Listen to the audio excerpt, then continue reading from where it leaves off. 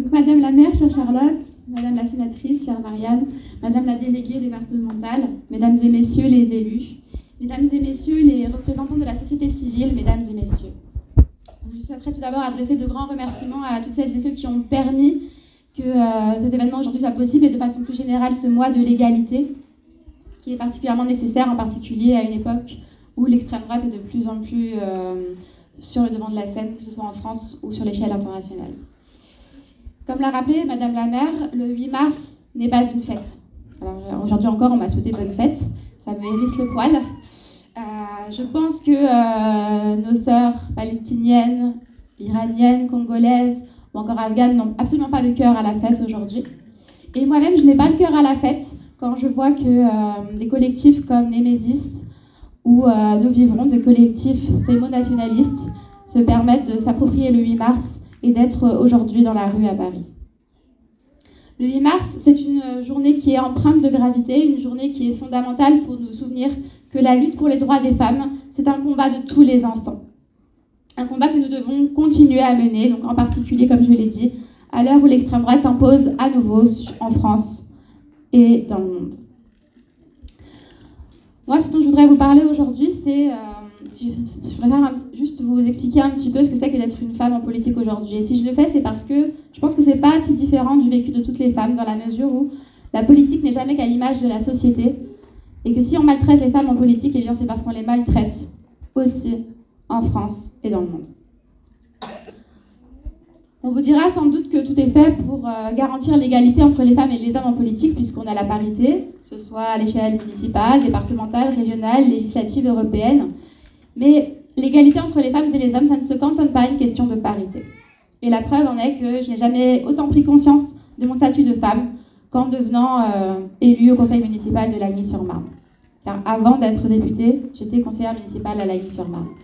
Lorsqu'il y a eu la première séance de conseil municipal, j'ai eu le sentiment de me prendre une grosse claque dans la figure. Et pour cause, j'ai été la seule à être huée et injuriée dès ce premier jour. Et ce alors que, justement, j'abordais des questions d'égalité entre les femmes et les hommes. Je m'interrogeais notamment sur le fait qu'aucune femme n'avait jamais été élue maire à Lagny-sur-Marne, contrairement à Vitry-Mory. Et sur le fait encore que les délégations étaient extrêmement genrées. Donc la petite enfance pour les femmes, les finances pour les hommes, par exemple.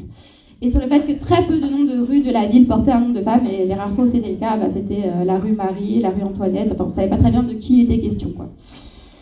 En devenant députée, j'ai pas été mieux traitée. Il n'est pas un jour sans que je sois la cible d'une foule de commentaires et d'attaques misogynes.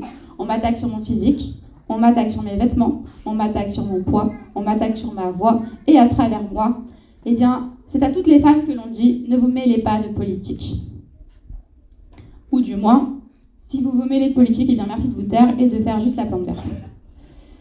Un jour, lors des débats sur la réforme des retraites, nous avons abordé les conséquences de celle-ci sur les femmes. Et bien à cette occasion, de nombreuses femmes de gauche ont pris la parole et toutes ont été maltraitées avec plus ou moins de véhémence par les autres groupes politiques. Dans les gradins, des étudiants observaient la scène médusée. Ils ont même pleuré. Et c'est ce dont a témoigné d'ailleurs un journaliste qui était sur place, une journaliste qui était sur place, mais également un jeune homme qui m'a écrit durant la nuit. Ce jeune homme, il s'appelle Léo. C'est un étudiant qui m'a envoyé donc un mail en me disant, je vous cite, « Madame la députée Soudet, j'étais un de ces jeunes présents en tribune ce soir lorsque vous vous êtes exprimé devant la représentation nationale. Je vous confie que j'ai été particulièrement frappée et écœurée par la réaction de l'opposition à votre égard. Le RN, les Républicains et les députés de la minorité présidentielle se sont unis pour couvrir votre voix et vous intimider. Avec détermination, vous avez pu mener votre intervention ô combien importante pour notre avenir.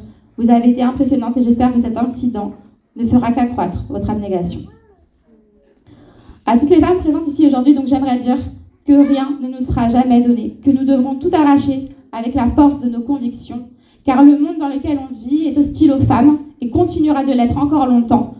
C'est à nous de le rendre plus féministe, personne ne le fera pour nous. Et parce que nos ennemis sont puissants, souvenons-nous de l'importance de la sororité. Trop de femmes sont les ennemis des femmes.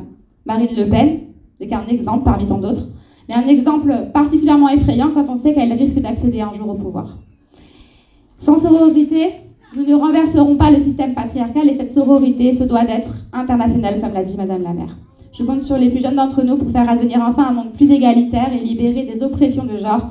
Dans ce combat, faisons fi de toutes les injonctions sexistes et misogynes et vivons et luttons comme bon nous semble.